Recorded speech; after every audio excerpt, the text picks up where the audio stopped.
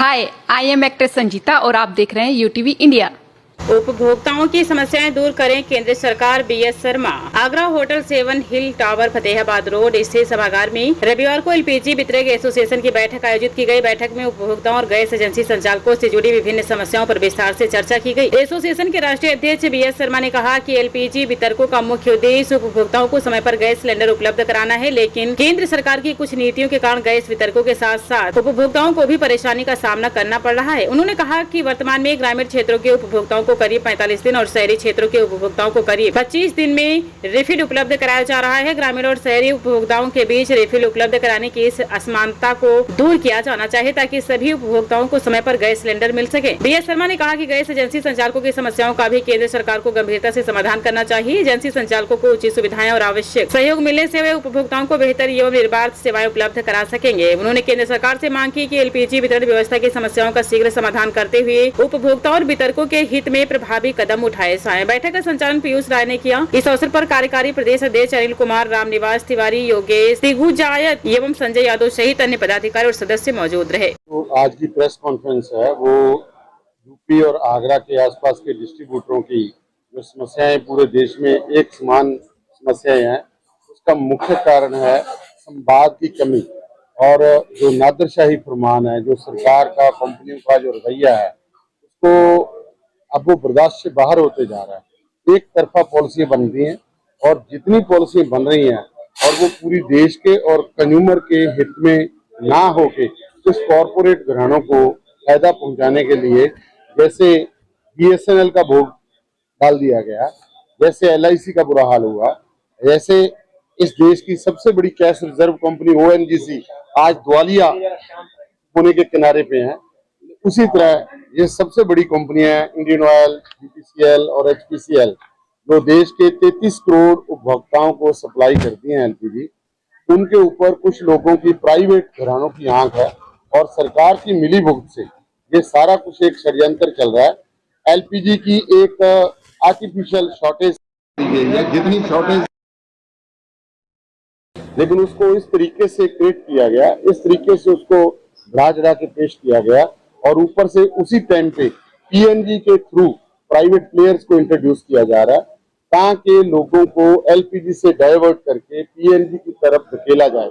और ये मैं आपके माध्यम से पूरे देश के लोगों को, मीडिया के और बुद्धिजीवियों को ये आगाह करना चाहता हूँ, ये हालात वो होंगे जैसे रिलायंस जियो की मोनोपोली होने के बाद 1 रुपए और 20 रुपए वाला रिचार्ज आज 399 में हो गया, 599 में हो गया। जिस दिन ये मल्टीपल ऑप्शंस एलपीजी सिलेंडर की खत्म कर देंगे, उसके बाद पीएनजी आपके घर पे फिक्स हो जाएगी। उस टाइम पे आपके पास कोई ऑप्शन नहीं होगी, 5000 बिल भी आएगा, 7000 भी आएगा, 6000 भी आएगा। जहां जहां पे हुई है उसकी एग्जाम्पल आप देख सकते हो। लेकिन कारण ये है,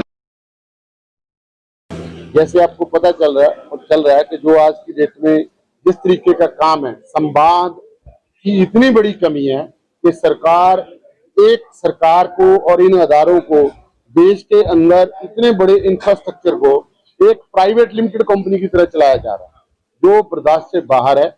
डिस्ट्रीब्यूटर जो है वो देश की सबसे बड़े सप्लाई चेन है और वो सप्लाई चेन अकेली एक छोटे लोगों का व्यवसाय नहीं है, मिडिल क्लास का। देश के अंदर करोड़ों लोगों की रोजी रोटी का भी सवाल है जिसको ये खत्म करना चाहते हैं, और डीएसी, ई-केवाईसी के नाम से।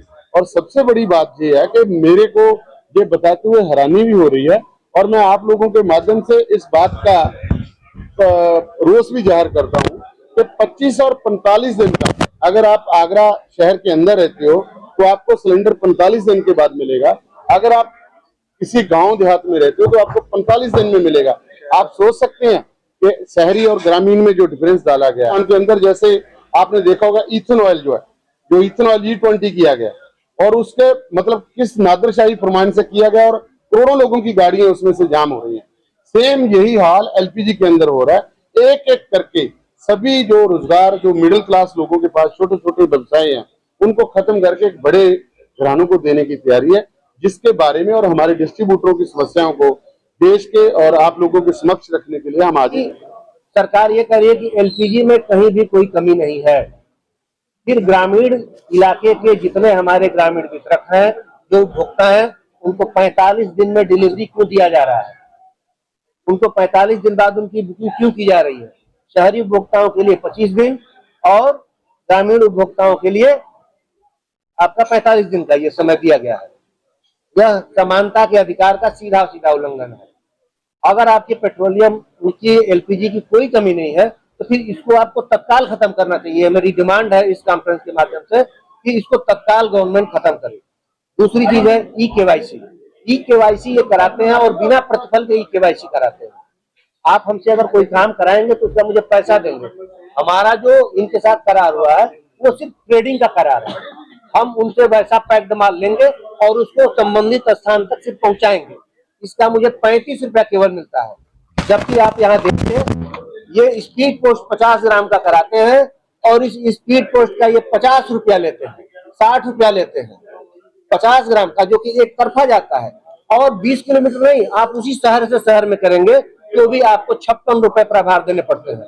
और हम 20 किलोमीटर की रेडियस में अपना 30 किलोग्राम का सिलेंडर लेके जाते हैं, आपका डीएससी ऑथेंटिकेशन लेते हैं और सारा कुछ करने के बाद फिर 15 किलो का वापस भी ले आते हैं।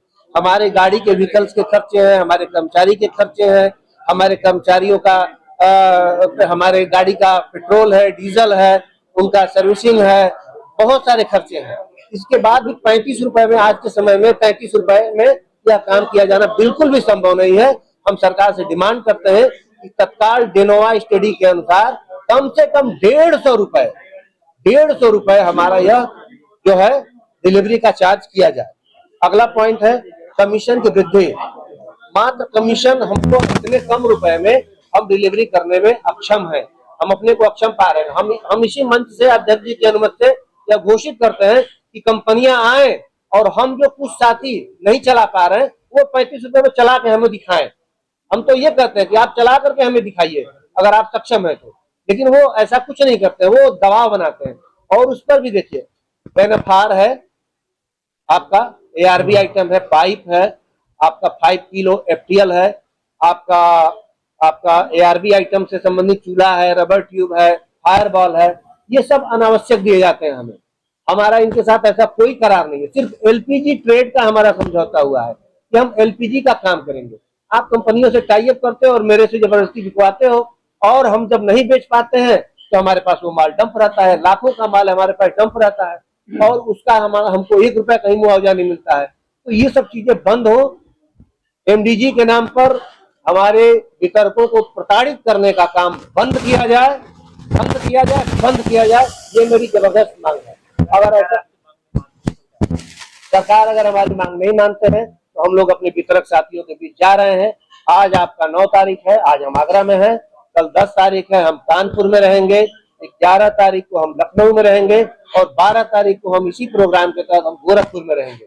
हम पूरे देश का भ्रमण कर रहे हैं, अपने वितरक साथियों को बता रहे हैं और सरकार से हम ये गुजारिश करते हैं। हम कंपनी और सरकार के विरोधी नहीं है, ये कदापि न सरकार समझे और यह कदापि न कंपनियां समझे कि हम उनके विरोधी हैं। जो जेन्युइन मांग है वो आपको मान, हम भूखे पेट हम काम नहीं कर सकते हैं। हमारे कर्मचारियों को रीढ़ की हड्डी टूट जाती है 20 सालों में काम करते करते, उनको कोई नहीं किया जाता। कोरोना काल में कई हमारे वितरक के जो हमारे डिलीवरी बॉय हैं मर गए, उनको कोरोना योद्धा नहीं माना गया। यह जो भेदभाव का जो काम है यह सरकार बंद करे